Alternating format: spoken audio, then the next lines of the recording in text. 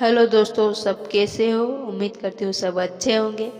तो कहानी को शुरू करते। यह कहानी एक अंधेरी रात की। उस रात जब तेज हवाएं खिड़कियों का थपथपा रही थी, गांव की एक विधवा किसी आवश्यक कार्य से बाहर गई अपनी 16 साल की जवान बेटी को एक साधु के साथ अपनी झोपड़ी में छोड़कर। एक अकेली लड़की, एक अजनबी साधु और बाहर फैली घनी काली रात। क्या हुआ होगा उस झोपड़ी में? क्या साधु के मन में वासना की आग भड़कने लगी थी? क्या वह लड़की उस अंधेरी रात का शिकार बन गया? सच्चाई जानने के लिए बने रहे हमारे साथ दोस्तों। एक गांव था जहां एक विधवा औरत सुमित्रा अपनी 16 वर्षीय बेटी मोनिका के साथ एक छोटी सी झोपड़ी में रहती थी। मोनिका की आंखों में चमक जैसे स्वस्थ जल की निर्मल धारा, उसके चेहरे पर बसंत की कोमलता, मुस्कान में सूरज की पहली किरण। उस दिन शाम के समय विधवा सुमित्रा के पास भीगे वस्त्र बेधती हुई शांति के साथ एक साधु आया। साधु ने धीमे स्वर में कहा, माँ, क्या इस वर्षा में मुझे एक रात के लिए आसरा मिलेगा? बारिश से तन भीग गया है, क्या एक रात शरण दे दोगी? सुमित्रा कुछ पल उसे देखती रही, फिर धीमे स्वर में बोली, घर छोटा है बाबा, पर रात के लिए जगह है, भीतर आइए। साधु ने सिर झुकाया और भीतर आ गया। एक कोने में बैठी थी विधवा सुमित्रा की बेटी राधा।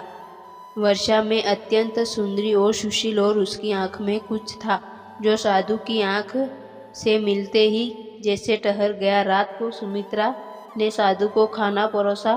साधु अब खाना खा रहा था, तभी दरवाजे पर दस्तक हुई। एक स्त्री घबराकर हुआ बोली, सुमित्रा, तेरी बहन की तबीयत अचानक बिगड़ गई है, जल्दी चल। सुमित्रा चौंकी। उसने साधु की ओर देखा, फिर बेटी की ओर, फिर सुमित्रा ने कहा, मैं जरा देर के लिए बहन के पास जा रही हूँ। मोनिका, तू दरवाजा भीतर से बंद कर लेना। मोनिका सिर हिलाकर गई। तभी बारिश तेज हो रही थी। सुमित्रा ओढ़नी कसती हुई निकल गई।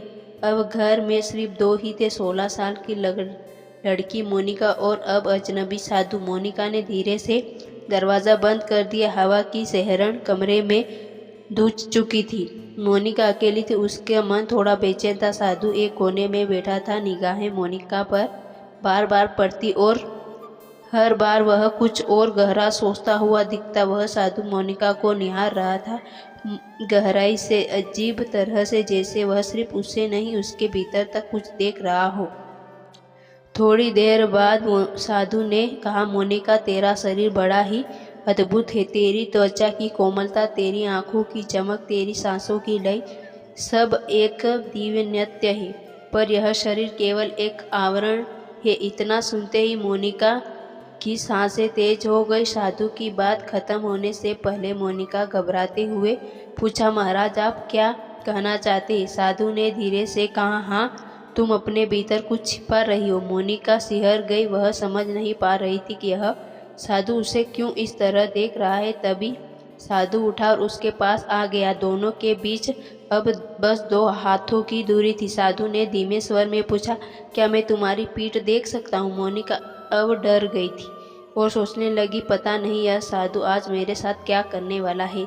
माँ भी बाहर गई है, मैं अकेली हूँ। अगर यह साधु मेरे साथ कुछ भी गंदी हरकत की तो मैं क्या करूँगी? मोनिका डरते हुए पूछने लगी, क्यों, मेरे पीठ में क्या है? आप मेरे साथ क्या करने वाले हैं? साधु ने बोला, क्योंकि मुझे लगता है वहाँ कुछ लिखा है, कोई मंत्र है जो तुम्हारे पिछले जन्म से तुम्हारे साथ आया है। मोनिका पीछे हटी, उसका मन कह रहा था, यहाँ से भाग जा मोनिका, यह साधु बातें बना रहा है, बहाना कर रहा है यह साधु। तब साधु ने कहा, डरो मत, कुछ नहीं होगा, यह शरीर नहीं, तुम्हारी आत्मा का प्रश्न है। साधु आगे बढ़ा और धीरे से मोनिका के कंधे के पास से उसका दुपट्टा हटा दिया। उसके हाथों की हरकत बहुत धीमी लेकिन अजीब तरह से निश्चित थी, जैसे उसे कोई संकोच नहीं। साधु की आंखें मोनिका की पीठ पर ठहर गई। उसकी दृष्टि में एक ऐसा अनजाना ताप था, मानो वह किसी छिपी हुई प्यास को तृप्त करना चाहता हो। साधु की सांस भारी हो चला था और उसके होठों पर एक हल्की किंतु विचित्र मुस्कान फैलने लगी, जैसे किसी भूले हुए इच्छा प्यास का फिर से स्मरण हो गया हो। मोनिका को अचानक लगा जैसे उसके चारों ओर की हवा भारी हो गई हो। उसकी पीठ में सिरहाने दौड़ गए।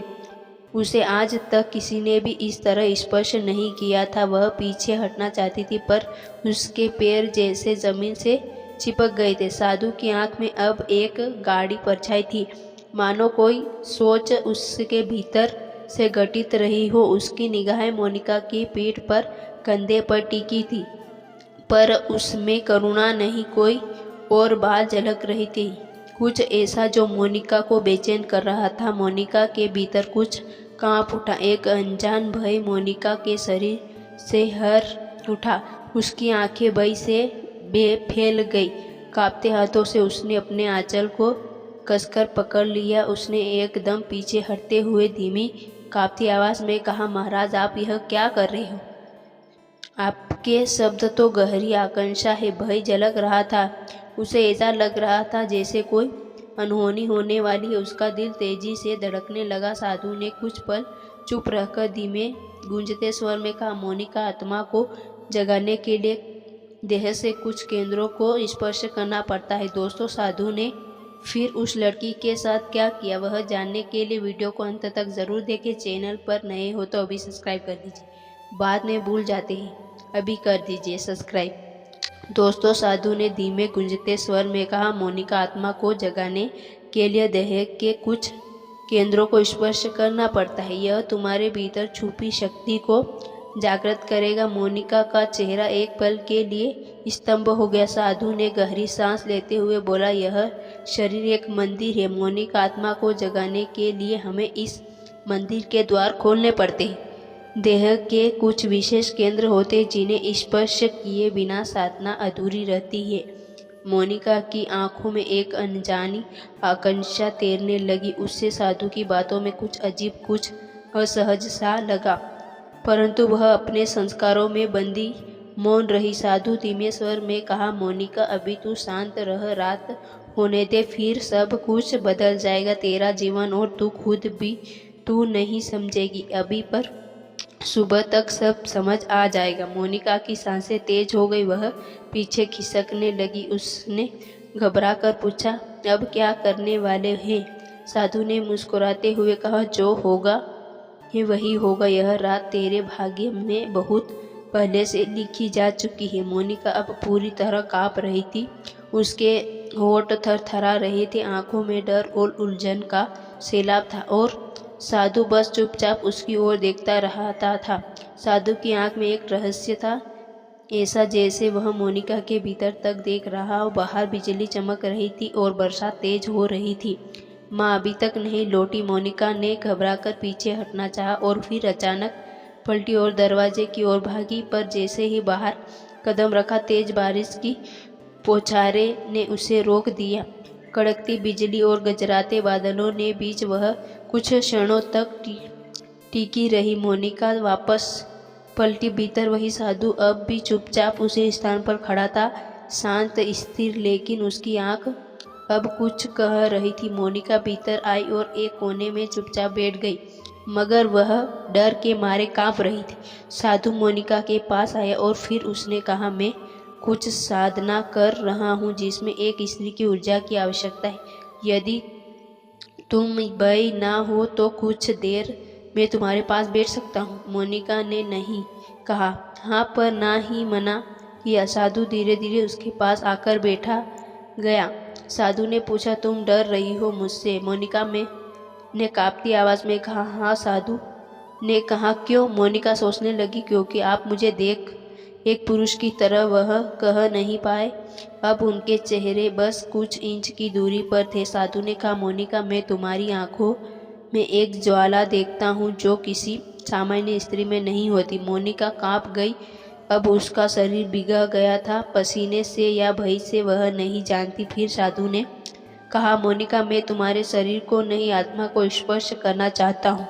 मोनिका स्तंभ रह गई। अब साधु की हथेलियाँ मोनिका की ओर उठी और फिर उसकी हथेली मोनिका के माथे तक पहुंची। मोनिका की आंखें बंद हो गई, जैसे कोई भीतर गहराई में उतर रहा हो। साधु ने अब अपनी दूसरी हथेली मोनिका के कंधे पर रखी और एक मंत्र पढ़ना शुरू किया। मोनिका के शरीर में कंपन हुआ, बस वह अब उस जगह नहीं थी जिसे वह जानती थी। उसकी चेतना जैसे कहीं और पहुंच गई थी। उसकी मन किसी और लोक में पहुंच गया था। वह भीतर से कुछ बदल चुका था और तभी दरवाज़ा खुला। मोनिका की माँ सुमित्रा भीतर आई। उसने मोनिका को यूं बैठा देख साधु अपने दोनों हाथ मोनिका के कंधे पर रखे बैठा था। दीपक अभी भी जल रहा था। सुमित्रा चीख पड़ी, मोनिका! मोनिका चौंक नहीं, बस धीरे से आंख खोली और माँ की ओर देखा। सुमित्रा साधु की ओर घूरने लगी। उसके चेहरे पर स्नेह और भय का तूफान था। क्या किया तुमने मेरी बेटी के साथ? वह दहाड़ साधु होकर उसका जीवन बर्बाद करने आए थे।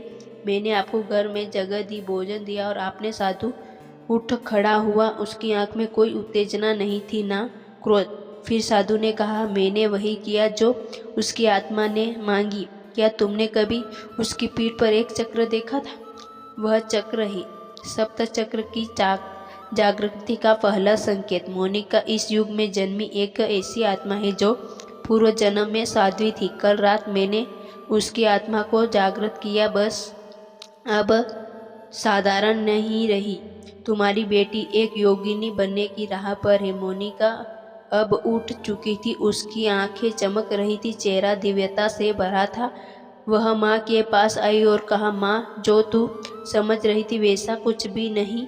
वह साधु नहीं, मेरे प्रतक है। उन्होंने मुझे वह रास्ता दिखाया जिसमें मैं अपने भीतर के प्रकाश को देख सकी। फिर सुमित्रा सब समझ गई और साधु से बोली, मुझे क्षमा करिए। वह साधु के चरणों में गिर गई। सुमित्रा ने बेटी को देखा। मोनिका का चेहरा अब किसी साधारण युवती का नहीं था, वह तेजस्वी थी, स्थिर, शांत, गहराई से भरी हुई। उस दिन से बाद में गांव में लोगों ने राधा को बदलते देखा। दोस्तों, यह पर हमारी कहानी ख़त्म होती। अब अभी सभी का दिल से धन्यवाद। और वीडियो कैसा लगा? वीडियो अच्छा लगा तो लाइक करके कमेंट ज़रूर करना।